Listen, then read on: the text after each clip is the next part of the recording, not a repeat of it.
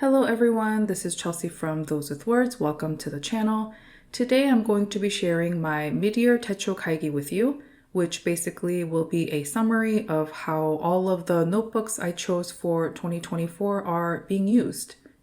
I will link my original 2024 Techo Kaigi video in the description box below, but in short summary, nothing really has changed from that video, which actually was very surprising to me.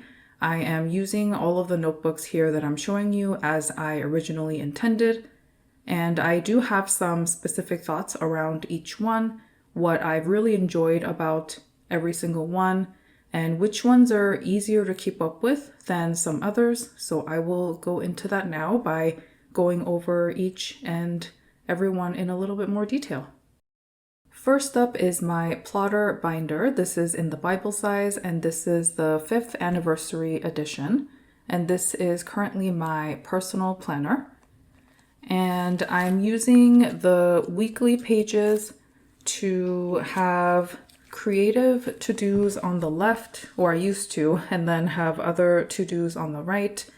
Recently, I sort of changed to a time blocking method where I just kind of block off my hours throughout the day. But I seldom use this in June actually because of some health issues, and I am okay right now. There's nothing serious going on, but because I wasn't really feeling super well, I barely touched this planner in the month of June. But prior to June, I used it pretty regularly and I just kept track of all of my to-dos. Like I said, I used to have creative to-dos on the left-hand side, things like editing for YouTube, remembering to take, photos and videos for Instagram and YouTube, things like that. I used to have on the left-hand side because those were more common recurring tasks. And then on the right-hand side, I would just have other things. So I really did enjoy this, and it works for me pretty well. The size is perfect. I really enjoy the fact that it's not too large or too small, and it's a really good size to just hold in your hand. So I really like that about this particular binder.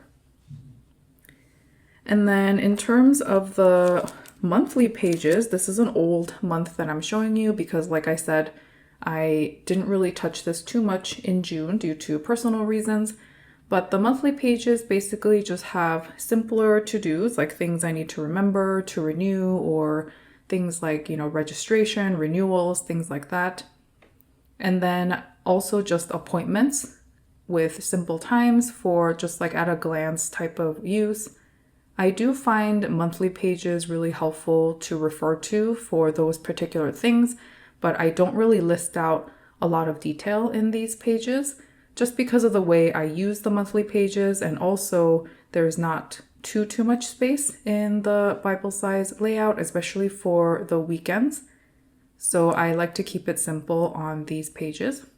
Despite the fact that I haven't used it too much this month, I still really enjoy using this planner, and I hope to continue using it for at least the rest of this year. I also use this to keep track of my creative ideas for YouTube, brainstorming, there's a bunch of other personal stuff, and I really do enjoy being able to just put in and take out pages as I need without any pressure to keep anything in there for longer than it needs to be. And I really do like the flexibility of the system. I also do enjoy the smaller rings because it really keeps things more focused. Although I do keep all of the months in here, I like to keep only about 3 months worth of these weekly pages in my plotter, and it works out really well for me where I can just get rid of the older weekly pages with the older to-dos that I frankly don't really need to think about anymore, thankfully, and I will just focus on what's going on now and in the next 2 months. So that is a quick review of my plotter 5th year anniversary in Bible size. Again, really enjoy using this and will continue to do so for the rest of 2024 as my personal planner.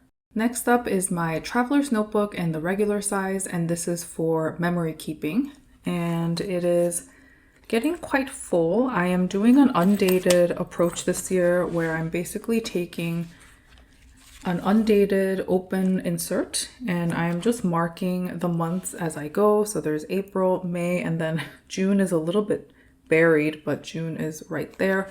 So I'm just using the Travelers Company monthly tabs to just denote whenever I start a new month. And so far I started this particular insert in the middle of March. So starting on March 19th, and then it's carrying over all the way to now in June.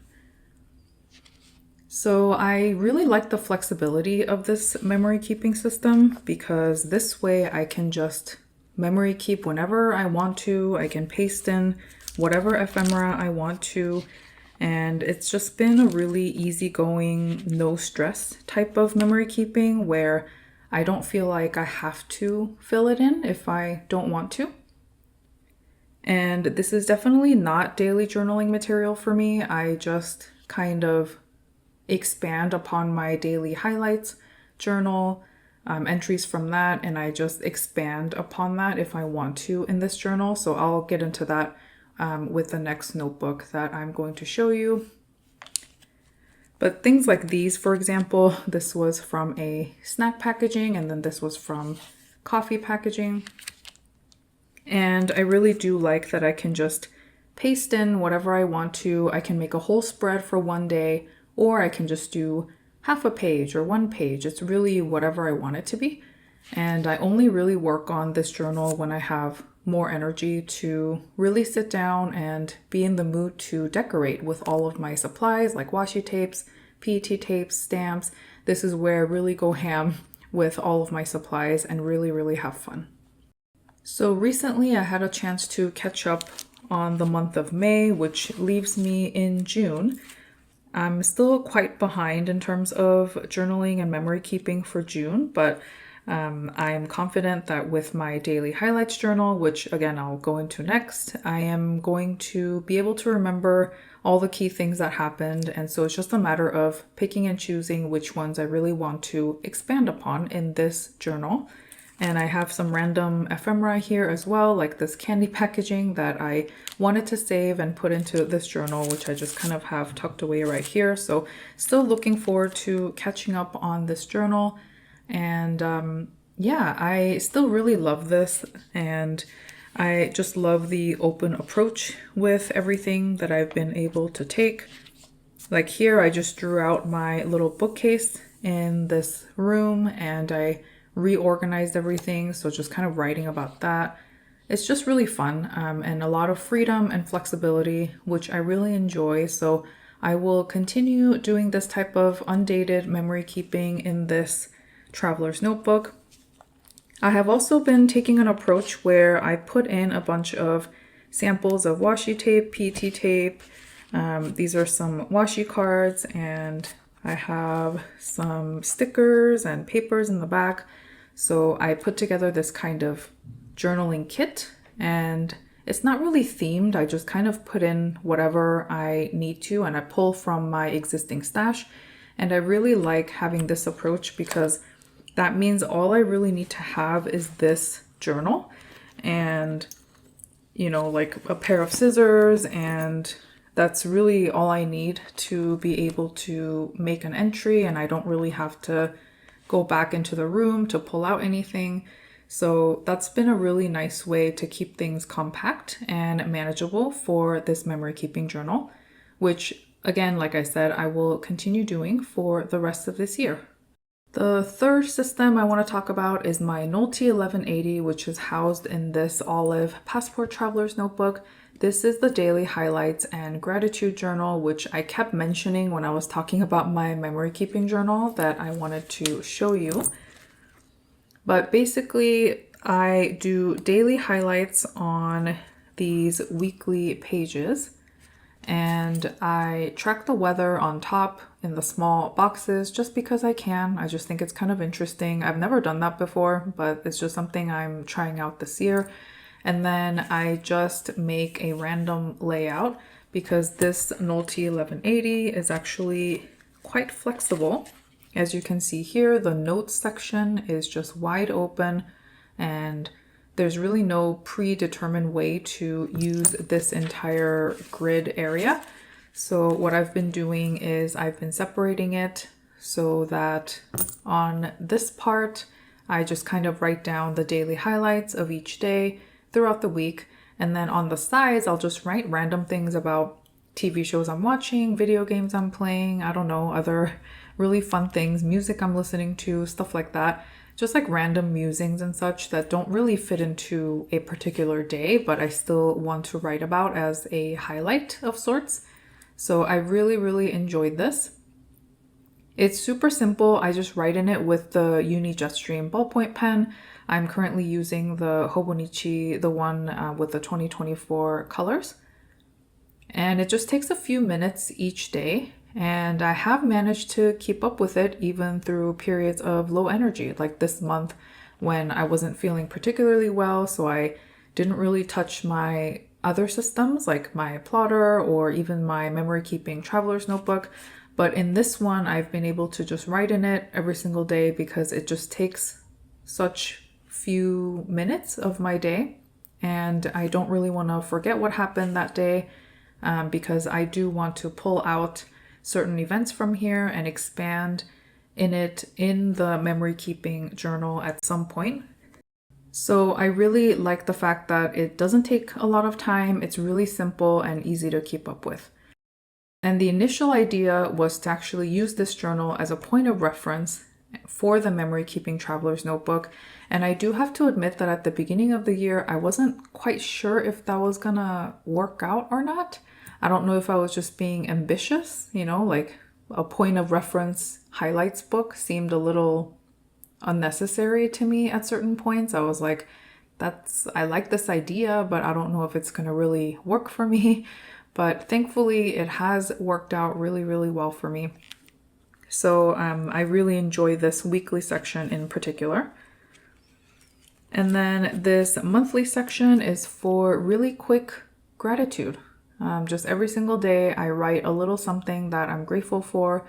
The small monthly boxes makes it really easy to keep up with and not overwhelming, which I think is a really great idea. And I've really been enjoying it so far. Again, same thing. I just use the Uni Jetstream ballpoint pen, nothing wild, just really simple gratitude for each day. And sometimes I do write a little bit of silly things like the weather was really beautiful today, or, I got to see my friends or family, which seems like really obvious things, but I do like to write them down. And yeah, it's nice to look back upon. So I have been really enjoying this setup, and I have also been really enjoying the charms that are on it at the front. This taiyaki charm is from the new Tokyo edition from Traveler's Company this year, and I really love how this looks. It's really portable and again, really easy to keep up with. So this is something that I've been really enjoying this year.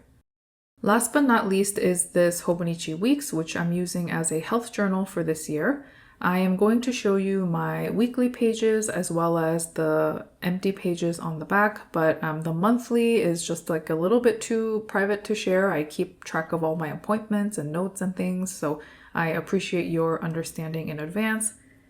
So in terms of the weekly pages, I'm using it as a way to track my meals on the left-hand side. And then I also track the type of snacks that I've been having as well as my workouts on the right-hand side. And that's just manually created each week, but it's just pretty simple. I just write snacks and movement, and I write Monday through Sunday, and then I just keep track as I go every single day. And then the rest of the right-hand side page are just different symptoms I experience week to week, whether it's physical, mental, anything that I'm feeling, anything that I feel like I'm going through, good or bad. I just kind of make notes on that freehand. And then on the monthly page, which I know I'm not showing you today, but I basically just keep track of health-related appointments, any symptoms or medications taken on monthly pages. So I just draw like a little arrow for how long I've taken like a certain medication, things like that. And then on the back pages, this is where I keep track of detailed appointment notes, and whether, it's for routine appointments or therapy, etc. I write down everything that was talked about. I typically prepare my own notes as well before each appointment. So things like, context that I want to give the doctors and questions that I have, anything like that. So I do like to write those things down. And then after each appointment, I just take a couple of minutes to summarize what was discussed and, what is the next step or the action item. And it's been really helpful for any follow-up appointments that I've had, either for similar issues or just routine checkups even, just to keep track of, what was exactly talked about, or, were my questions from last time addressed, or do I have the same ones? Do I have any new questions? Things like that. So it's been really helpful for that, because otherwise I would probably forget all the details that were discussed. So I really like this for that. Similar to the Nolte 1180, this is also really easy to keep up with, especially this weekly section. So I don't always use the back section, right? Because I don't necessarily have appointments every single day. And so when it comes to regular upkeep of this journal, it's really all about this weekly spread. And it's, again, very manageable. I don't really decorate in this. I just take a pen, whether it's ballpoint, gel, fountain pen. In this particular instance, I use the fountain pen, and I'm just writing in it. And again, takes just a couple of minutes each day to remember what I ate, what I snacked on, how much I moved, how I felt. So it's a really simple way for me to keep up with my general well-being. I have thought about switching up some layouts, because this right-hand side with the empty grid page is so flexible right here. So this side is just so flexible, it's wide open. So I've seen people do all kinds of creative health journal layouts with the Hobonichi weeks. But for me right now, this particular way of tracking things works for me, and it's not too overwhelming or too detailed. So it's really about easy upkeep for me, I find. That's something I realized in particular this year with all of my journals, is the easier it is to keep up with and the less thinking I have to do when I am writing in my journals, the more likely I am going to write in them. So I really like this approach just for myself personally, and it's been working really well for me so far. So that is a overall, overview of how I've been using my Hobonichi weeks as a health journal. So overall thoughts about the Midyear Techo Kaigi is that my lineup hasn't changed at all from my original plans for the year. I think this might be the first time ever that this has happened. Usually, I find that something isn't really working well. Maybe, I won't change it yet, but by around this time of the year, I usually find out, I thought it was going to work a certain way and it's not really working out for me. Or, maybe next year I'll do something else. I have different thoughts, but for right now, I'm really happy with what I am using, and I will continue using all of these notebooks through the rest of 2024. At least that is my intention. With that being said, I can see things becoming even simpler for 2025. So right now I have 4 books, but just then as an example, just using 3 books instead of 4 to just keep everything more streamlined and even more manageable. So I don't really know what that's going to look like yet, but I will be sure to share with you in a future video later this year on what my thoughts are on 2025 planners and notebooks. I hope you enjoyed this video. I hope you are still enjoying your notebooks, whether or not they are the same or different ones from what you originally planned for the year. Thank you so much for watching, and I'll see you in the next one. Take care. Bye.